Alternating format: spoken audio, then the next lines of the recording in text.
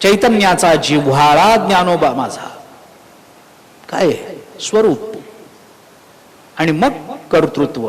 काय कर्तृत्व? साधकाचा मायबाप, दरुशने हरेताप, सर्वाभूती सुखरूप स्वरूप. स्वरूपाचे चिंतन करा. शांतिरूप प्रकटला स्वरूप. शांतिरूपत्व स्वरूप. सगळं सांगायचं कारण नाही. विठोबाचा प्राण सखा स्वरूप. या स्वरूपाबरोबर नाथ महाराजांनी ज्ञानोबारायांच्या कर्तृत्वाचं वर्णन केलं. तिसरी पद्धत नाही का? गरज नाही. दोन पद्धतीत पुष्कळ सगळा विचार होऊन जातो. तिसऱ्या पद्धतीचं गरज नाही. गरज नसताना प्रकार केला ना तर त्याला गौरव नावाचा दोष म्हणतात साहित्यामध्ये आणि वेदांतामध्ये. गौरव हा दोष आहे. विनाकारण वाढवायचं नाही. जेवढा संकोच करता येईल तेवढा करायचा. विस्तार करणं हा गुण आहे. पण ज्या विस्ताराची प्रतिपाद्य विषयामध्ये आवश्यकता नसते, ज्याला आपल्या मराठीमध्ये पाल्हाळ असं म्हणतो आपण. पाल्हाळ म्हणतो ना, पाल्हाळ हा साहित्यामधला गौरव नावाचा दोष आहे. गौरव आणि लाघव असे साहित्याचे गुण आहेत. त्याच्यात गौरव हा कधी कधी दोष होतो, लाघवही कधी कधी दोष होतो. सूत्रबद्ध ग्रंथाची रचना करत असताना व्याकरणाच्या संबंधामध्ये वैयाकरणांमध्ये अशी म्हण प्रचलित आहे, अर्धमात्रा लाघवे नापी पुत्रोत्सव मन्यन्ते वैयाकरण. अशी एक म्हण आहे व्याकरणामध्ये वैयाकरणांमध्ये. बोलताना जर एखादी अर्धी मात्रा जरी कमी करता आली, बोलताना वाक्य वगैरे नाही, अर्धी मात्रा जरी कमी करता आली तरी वैयाकरणांना घरी मुलगा जन्माला आल्याचा आनंद होतो म्हणे. पुत्रोत्सव मन्यन्ते वैयाकरण. अर्धमात्रा लाघवे नापी. अर्धमात्रा, वाक्य नाही, शब्द नाही, अर्धी मात्रा फक्त जर कमी करता आली वाक्यातली तरी इतका आनंद होतो. संकोचानं बोलावं. संजयाचं कौतुक याच्याकरता ज्ञानोबारायांना. एवं भारताचा आवाका अणोनी श्लोका एका संजय कुरुना एका दिदलात. 1.25 श्लोकाचं सार एका श्लोकामध्ये संजय बोलले. यत्र योगेश्वर कृष्ण. एका श्लोकामध्ये अनुष्टुप छंद 32 अक्षर, 1.25 श्लोक कुणीकडं आणि 32 अक्षर कुणीकडं. लाघवे नापी. लाघव करता आलं पाहिजे विचाराचं. गौरव आपल्याला दोन पुरतात, एक कर्तृत्व आणि दुसरं स्वरूप. स्वरूप कशा करता? प्रतिपाद्य कळावं म्हणून. आणि कर्तृत्व कशा करता? प्रतिपाद्याकडे प्रवृत्त व्हावं म्हणून. दोनच गोष्टी आहेत. कळलं पाहिजे आणि प्रवृत्त झालं पाहिजे, दोनच गोष्टी आहेत. तिसरी विचार करायची गरजच नाहीये. प्रवृत्ती करता ज्ञानाची अपेक्षा असते. ज्ञान प्रवृत्ती करता नसतं. ज्ञान हे स्वरूप आहे. असं आहे, ज्ञायते अनेन इति वा ज्ञानम आणि ज्ञप्तिर् ज्ञानम अशा ज्ञानाच्या दोन्ही व्याख्या आहेत. ज्ञायते अनेन इति वा ज्ञानम असं म्हटलं की तो कर्तरी प्रयोग झाला, आणि ज्ञप्तिर् ज्ञानम असं म्हटलं की तो भावे प्रयोग झाला. असे प्रयोग करतो ना आपण. कर्तरी प्रयोग, कर्मणी प्रयोग, भावे प्रयोग आहेत ना. शाळेत शिकलेलं आठवा की थोडं. ज्ञायते अनेन इति वा ज्ञानम करते, ज्ञप्तिर् ज्ञानम भावे प्रयोग. आता त्याच्यात जायचं नाही, पण ज्ञप्तिर् ज्ञानम याच्यामध्ये ज्ञानाचं स्वरूप कळतं. ज्ञायते अनेन इकडं कर्तरी आहे, तिकडं आपल्याला आता जायचं नाही. तो विचार आपल्याला प्रवृत्तीच्या संबंधानं करून घेता येईल. पण ज्ञप्तिर् ज्ञानम हे स्वरूप. ज्ञान हे स्वरूप आहे. प्रवृत्ती करता ज्ञान नाही आहे, पण ज्ञानाकडे प्रवृत्ती होणं महत्वाचं आहे. आम्ही ज्ञानाकडे प्रवृत्त झालो नाही तर काय ज्ञानाला धक्का बसणार आहे? अहो मला सांगा, आपण हरिपाठ म्हटला नाही, ज्ञानोबारायांना अडचण आहे का? आपल्याला अडचण? ज्ञानोबारायांची समाधी मोडणार आहे काय? आपण जर मनुष्यत्वाचं वर्तन केलं नाही, तुकोबारायांना दुःख आहे. आम्हाला अरे पाप आम्हाला लागणार आहे, तुकोबारायांना काही नाही. त्यांना तळमळ आहे आम्ही हे करावं याची, याबद्दल वाद नाही. आम्ही नाही ज्ञानेश्वरी वाचली, ज्ञानोबारा काय समाधी मोडून बाहेर येतील काय आमच्या करता? नाही ना. धक्का त्यांना नाहीये, धक्का आम्हाला आहे. प्रवृत्ती आमची असली पाहिजे. ज्ञान ज्ञानच आहे, ते स्वरूपच आहे.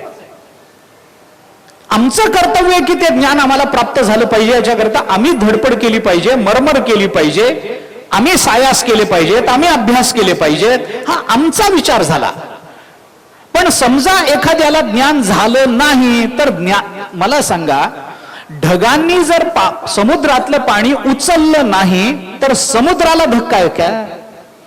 आणि ढगांनी पुष्कळ पाणी समुद्रात आणून टाकलं, समुद्राला धक्का आहे का? वार्षीय वीण सागरू जैसा जळ नित्य निर्भरू, तो नित्य अरे त्याला काय आहे? तुम्ही पाणी नेलत, समुद्राला काही वाटत नाही, नाही नेलत काही वाटत नाही. तुम्ही न्या नका नेऊ, तिथंच मरा, काही करा, समुद्र म्हणतो माझा कशाशी संबंध नाही. आपल्याला ज्ञान झालं तरी ज्ञानाला धक्का बसत नाही. आपण अज्ञानीच राहिलो तरी ज्ञानाला धक्का बसत नाही. आपण दगड म्हणून जन्माला आलो तरी ज्ञानाला धक्का बसत नाही. आपण साधक झालो तरी ज्ञानाला धक्का बसत नाही. ज्ञान स्वरूप आहे, ते आम्हाला समजून घेतलं पाहिजे. का? कारण त्याच्या विना प्रवृत्ती निर्माण होत नाही. परोक्षत्वानं का होईना, वस्तू जाणीवेत आल्याशिवाय परोक्षत्वानं का असेना आमची प्रवृत्ती सिद्ध होणार नाही. आणि प्रवृत्ती आम्हाला त्याच्या साक्षात अपरोक्षत्वापर्यंत नेणारी असेल तर त्याच्यात आमच्या जीवनाचं कल्याण आहे. याच्या करता कर्तृत्व आणि स्वरूप या दोन्ही गोष्टीचा विचार करा.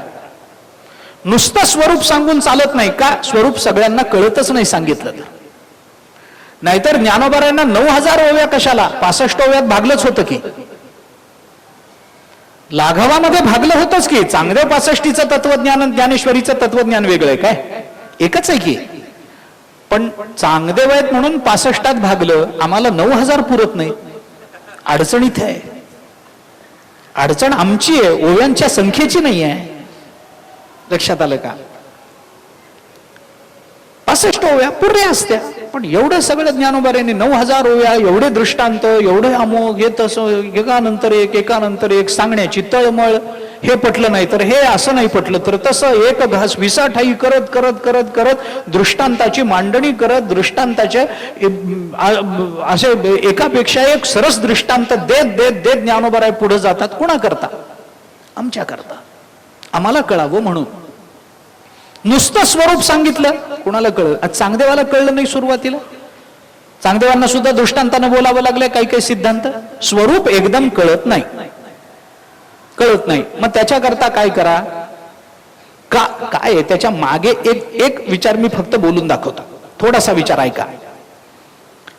स्वरूपाचं ज्ञान परोक्ष अथवा अपरोक्षत्वानं जरी यदा कदाचित झालंच, परोक्षत्वानंच, अपरोक्षत्वानं एकदम होणारच नाही. परोक्षत्वानं स्वरूपाचं ज्ञान झालं तरी स्वरूपाचा स्वशी संबंध जोडणं सामान्यांना पटकन शक्य नसतं. परब्रह्म व्यापक आहे, हे व्यापक आहे हे कळलं ना, मग व्यापक आहे म्हणण्यामध्ये मी पण त्या व्यापकत्वात अंतर्भूत झालो ना. पण मनुष्य हा विचार करत नाही ना, त्याला वाटतं मला व्यापकत्व कळलं आणि तू काय त्या व्यापकाला सोडून वेगळा आहेस काय? काय झालंय? स्वतंत्र चुली मांडायची सवयच लागली. भाऊ भाऊ गुणानं राहिले नाही, स्वतंत्र चूल मांडली पाहिजे, वेगळं झालं पाहिजे. ही पहिली अडचण आहे. मी कुणीतरी वेगळा आहे, व्यापकत्वाचं ज्ञान झालं. अरे चांगदेवांना एकदम कळलं नाही. अहम ब्रह्मास्मीचा बोध होऊन सुद्धा सर्वं खलु इदं ब्रह्म एकदम कळू नये म्हणजे काय अडचण आहे? व्यापकत्वाची जाणीव आम्हाला ते व्यापकत्व आमच्यापर्यंत आणून सोडत नाही परोक्ष ज्ञानामध्ये. स्वरूपाचं परोक्ष आम्हाला स्वशी त्याला जोडू देत नाही. कारण स्वरूप अदृश्य आहे ना, ते डोळ्याला दिसत नाही, इंद्रियांना त्याची जाणीव होत नाही.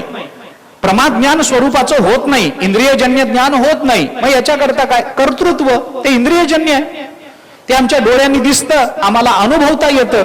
आणि अनुभवता आलं की त्याचं अपरोक्ष झालं की मग त्याचा आपल्याशी संबंध जोडून घेतो मनुष्य. मी उदाहरण सांगतोय, लांबवायचं कारणच नाही. एखादा मनुष्य फार श्रीमंत आहे, फार श्रीमंत आहे, कुबेरच त्याच्या रूपानं प्रकट झाला, इतका श्रीमंत आहे असं आम्हाला कळलं. माणूस म्हणतो असेल, असेल ना, श्रीमंत असेल की, आम्ही काय नाकारत नाही, ठीक आहे, कळलं. काय संबंध जोडला? काही नाही. पण तोच श्रीमंत मनुष्य आळंदीला आला आणि कोट्यावधी रुपयाचं दान करायला लागला, हे कळल्यावर मनुष्य प्रवचनात बसेल? तर पहिले तिकडे पळत जाईल का, मला मिळालं पाहिजे. म्हणजे त्याच्या कर्तृत्वाचा संबंध जसा मीशी जोडता येतो तसा त्याच्या स्वरूपाचा संबंध आपल्याला मीशी जोडायची सवय नाही आहे. परमात्मा व्यापक आहे, मान्य आहे. अहो ज्ञानोबा आहे फार मोठे, हात जोड. पण ज्ञानोबा आहे भिंत चालवतात, हे म्हणलं की मनुष्य म्हणतो अरे भिंत चालवतात ना, मग माझंही जीवन चालवतील का? स्वतःशी संबंध कर्तृत्वानं जोडला जातो, स्वरूपानं जोडला जात नाही. कारण स्वरूपाच्या परोक्ष ज्ञानात स्वचा विचार त्याच्याशी सम्मिलित करण्याची आम्हाला सवय नाही, ही अडचण आहे. वेदांत विचार आम्हाला ज्ञान देतो म्हणजे काय करतो? ज्ञान देतो म्हणजे तू कोणी नाहीच आहेस हे सांगतो, एवढंच ज्ञान आहे. तू कोणीच नाहीस एवढं कळलं की झालं. नाही ते खोटेपणानं नाही, म्हणजे खोट्या नम्रतेनं नाही, नाही आमचं काय आम्ही कोण असलं नाही. तोंड पाडून बोलायचं मी कोणीच नाही म्हणजे ब्रह्मस्वरूपाला सोडून कोणी नाही, हे ज्ञान जोपर्यंत, मग वेदांत आम्हाला काय सुचवतो? तू कुणीतरी आहेस हे सांगणं हे प्रपंचाचं काम आहे, आणि तू कोणीच नाहीस हे सांगणं वेदांताचं काम आहे, हे परमार्थाचं काम आहे. एवढाच फरक आहे. प्रपंच आम्हाला तू कोणीतरी आहेस, तू दाता आहेस, तू श्रीमंत आहेस, तू ज्ञानी आहेस, तू अमुक आहेस, तू वेदवेत्ता आहेस, तू प्रवचनकार आहेस, तू कीर्तनकार आहेस, तू अमुक आहेस, तू तमुक आहेस, तू नोकरी करणार आहेस, तू उद्योग, हे सांगणारा प्रपंच आहे. आणि तू याच्यापैकी कोणी नाहीस हे सांगणं हे वेदांताचं काम आहे. परमार्थाचं काम एवढंच आहे. स्वरूप ज्ञानाच्या परोक्षत्वामध्ये किंवा परोक्ष ज्ञानामध्ये स्वरूपाचा स्वशी संबंध जोडणं हे आम्हाला शक्य होत नाही. पण कर्तृत्व पाहिलं की मग माणसाला स्वशी त्याचा संबंध जोडावा वाटतो. श्रीमंती आहे हे कळणं वेगळं, आणि तो दाता आहे आणि तो दान करतो आहे हे कळणं वेगळं. तो दान करतो आहे म्हटलं की दारिद्र्याची जाणीव होते आणि ते पैसे मला मिळाले पाहिजेत याच्याकरता धावाधाव सुरू होते. पण तो श्रीमंत आहे हे कळलं की माणूस म्हणतो तो त्याच्या घरी, मी माझ्या घरी, स्वतःशी संबंध नाही. याच्याकरता नुसतं स्वरूप सांगून चालत नाही, प्रवृत्ती करता कर्तृत्व सांगावं लागतं. म्हणून स्वरूप आणि कर्तृत्व या दोन पद्धतीनं वर्ण विषयाचा विचार करण्याची आपल्याकडे पद्धत आहे. आता स्वरूप काय आहे त्याचा विचार मागच्या वर्षी आपण करून आलो. कैवल्याचा पुतळा प्रकटला भूतळा, चैतन्याचा जिव्हाळा ज्ञानोबा माझा, हे झालं. आता कर्तृत्व काय आहे? साधकाचा मायबाप, दरुशने हरेताप, सर्वाभूती सुखरूप ज्ञानोबा माझा. ज्ञानोबारायांनी आमच्या करता काय केलं? ज्ञानोबाराय आमचे आईबाप झाले. आमचे म्हणजे साधकाचे. आम्ही स्वतःला साधक समजतोय हे गृहीत धरून मी बोलतोय. हा, ज्ञानोबाराय आई आहे, ज्ञानोबाराय बाप आहे. मायबाप या शब्दाचा थोडा स्वतंत्र विचार आहे. समास कसा करायचा याचाही विचार आहे, आता बोलत नाही. पण ज्ञानेश्वरीचा जर आपण विचार केला, संत वाङ्मयाचा जर आपण विचार केला, तर माय वेगळी बाप वेगळा असं चिंतन पुष्कळ ठिकाणी आहे. पण माय बापाची एकवाक्यता आपल्या संत वाङ्मयाने 3 ठिकाणी आणून दिली. एक वेद, 2 परमात्मा आणि 3 संत. वेदाला आई पण म्हटलं, वेदाला बाप पण म्हटलं. परमात्म्याला आई पण म्हटलं, परमात्म्याला बाप पण म्हटलं. ज्ञानोबारायांना आई पण म्हटलं, ज्ञानोबारायांना बाप पण म्हटलं. तुम्ही संत मायबाप कृपावंत. हे मायबाप म्हणणं काय? संतांच्या संबंधामध्ये वेद आपली आई आहे. अहितापासून काढिती, हित देवोनी वाढविती, नाही श्रुती परवती माऊली जगा. माऊली म्हटलं, आई म्हटलं वेदाला, वेदाला बाप म्हटलं 16व्या अध्यायात शेवटी. जो जगी समान सकृप, हिताहित दाविता दीप, जेणे अमान्य केला बाप वेद जेणे. वेदाला बाप म्हटलंय 16वा अध्याय ज्ञानोबराय बोलतात. परमात्म्याला आई म्हटलं, परमात्म्याला बाप म्हटलं. येग येग विठाबाई माझे पंढरीचे आई, ते आता पुष्कळ आहे. तू माझी माऊली वगैरे वगैरे वगैरे अनेक प्रमाण. आता त्याच्याकरता सगळंच, तू माझी हरिणी, मी तुझे वगैरे, तू माझी पक्षिणी. आमच्याकडे तर अभंगच आहे नामदेवरायांचा. बस. नामा म्हणे आई, धावलवल आहे आई. परमात्म्याला आई म्हटलं. परमात्मा बाप आहे. पितामहस्य जगतो माता धाता पितामहा. बघा सगळा श्लोक. या कारणे मी पिता, महद ब्रह्म ही माता, अपत्य पंडू सुता जगदंबर. या कारणे मी पिता, परब्रह्माला बाप म्हटलं. ज्ञानोबारायांना आई म्हटलं, ज्ञानोबारायांना बाप म्हटलं. वेदशास्त्र देती ग्वाही, म्हणती ज्ञानाबाई आई. ज्ञानोबारायांना आई म्हटलंय आणि ज्ञानोबारायांना बाप म्हटलंय. नामा म्हणे आता लोपला दिनकर, बाप ज्ञानेश्वर समाधीस्थ. बाप. ज्ञानोबारायांना बाप म्हटलं, ज्ञानोबारायांना आई म्हटलं. वेदाला आई म्हटलं, वेदाला बाप म्हटलं. परमात्म्याला आई म्हटलं, परमात्म्याला बाप म्हटलं. परमात्मा, वेद, आई बाप आहेत. संतांकडे हे मातृपितृत्व एकत्रित कशा करता? कारण मी थोडं स्पष्ट बोलतो. तुम्ही एक वेळ वेदाला किंवा परमात्म्याला आईबाप म्हणा, नाही तर नका म्हणू, पण संतांना म्हणल्याशिवाय राहू नका. कारण का? कारण त्या दोघांचं मातृपितृत्वाचं एकत्रीकरण जर कुठं झालं असेल तर ते ज्ञानोबारांच्या ठिकाणी झालंय. वेदाला बाप, आता त्याचा मोठा विचार आहे, सगळ्यात सांगणं आता शक्य नाही मला, पण वेदाच्या संबंधानं दोन्ही भूमिका आपल्याला दिसतात. दोन्ही भूमिका वेदाच्या संबंधानं. अहो बघा, वेद हा जो शब्द आहे की नाही, वेद, विद धातू आहे. आपल्याला धातूकडे जायचं नाही, पण म्हणजे त्या अर्थाकडे जायचं नाही. वेद हा शब्द पुल्लिंगी चालतो का स्त्रीलिंगी चालतो? वेद पुल्लिंगी चालतो. वेद शब्द पुल्लिंगी चालतो. याच वेदाला दुसरा शब्द आला श्रुती. श्रुती शब्द स्त्रीलिंगी चालतो का पुल्लिंगी चालतो? स्त्रीलिंगी चालतो. म्हणून ज्ञानोबारांनी योजना करताना कशी केली बघा. अहितापासून काढिती, हित देवोनी वाढविती. नाही माऊली म्हणायचंय ना, मग श्रुतीच आला पाहिजे.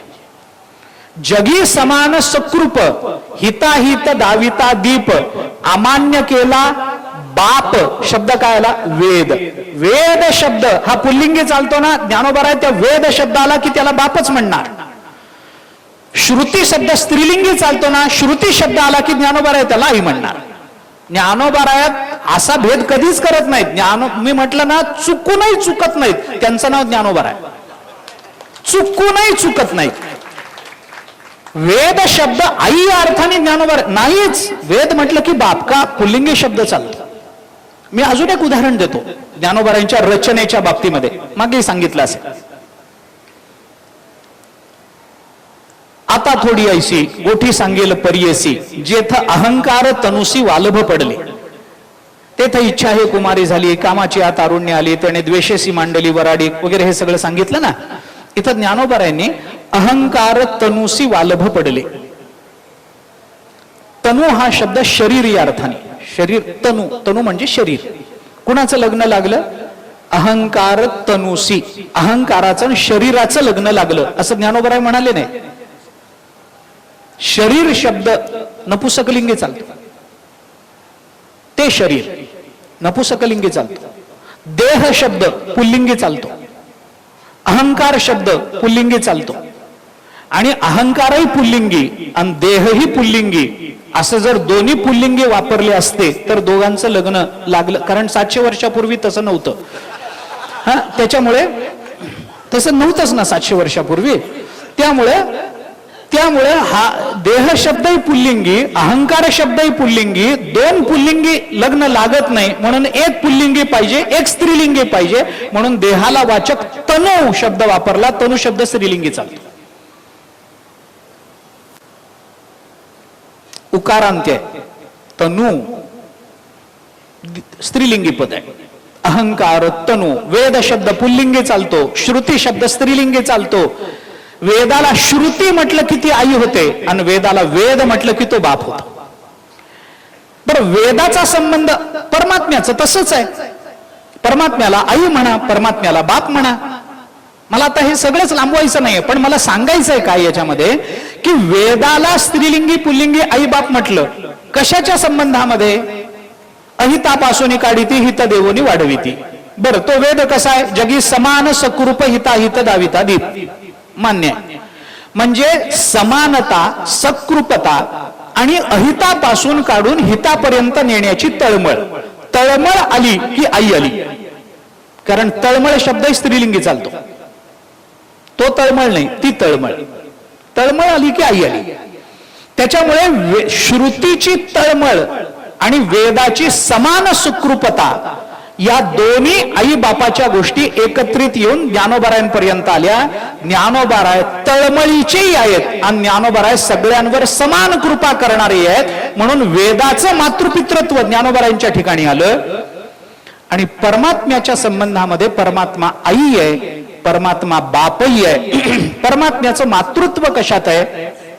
उत्पत्तीत आहे. आणि परमात्म्याचं पितृत्व कशात आहे? रक्षणात आहे. परमात्मा उत्पन्न करतो म्हणून परमात्मा माताही म्हणवला जातो. जयापासून सकळ महिमंडळ हे झाले तो एक पंड म्हणतो ना आपण, त्याच्यापासून हे उत्पन्न जातं. येतो वा इमानी भूतानी जायंते येन जातानी जिवंती वगैरे आपण उपनिषद प्रमाण देतो त्याला. परमात्मा उत्पन्न करतो म्हणून ती आई आहे आणि परमात्मा रक्षण करतो म्हणून तो बाप आहे. तसं ज्ञानोबाराय आपल्या ठिकाणी ज्ञान उत्पन्न करून देतात म्हणून ज्ञानोबाराय आपली आई आहेत. आणि आपल्याला झालेलं ज्ञान ज्ञानोबाराय त्या ज्ञानाचं आपल्याला रक्षणही करून देतात म्हणून ज्ञानोबाराय आपला बाप आहे. म्हणजे वेदाची तळमळ आणि समान सुकृपता, याच्यात वेदाचं वेदपण आणि श्रुतीचं श्रुतीपण हे ज्ञानोबारायांच्या ठिकाणी दिसून येतं. आणि परमात्म्याची निर्मिती आणि परमात्म्याचं रक्षण हे दोन्ही ज्ञानोबारायांच्या ठिकाणी दिसून येतं. त्यामुळे या दोघांना म्हणायचं का नाही म्हणायचं तुम्ही ठरवा, पण ज्ञानोबारांना मायबाप म्हणल्याशिवाय राहायचं नाही हे मात्र निश्चित आहे. म्हणून नाथ महाराज साधकाचा मायबाप असं म्हणतात. आता हे साधकाचा मायबाप होणं म्हणजे नेमकं काय आहे? हे मातृत्व पितृत्व ज्ञानोबारायांच्या ठिकाणी कोणत्या अर्थाने आपल्याला एकत्रित बघायचं आहे याचा थोडासा विचार आपल्याला उद्याच्या सत्रात करायचा आहे. उद्या सकाळी 8:30 वाजता आपलं प्रवचन सुरू होईल, तेव्हा याचा विचार आपण करू. पुंडलिक वरदे हरी विठ्ठल श्री ज्ञानदेव तुकाराम विठ्ठला विठ्ठला विठ्ठल विठ्ठल विठ्ठल विठ्ठल विठ्ठल विठ्ठल विठ्ठल. पुंडलिक वरदे हरी विठ्ठल श्री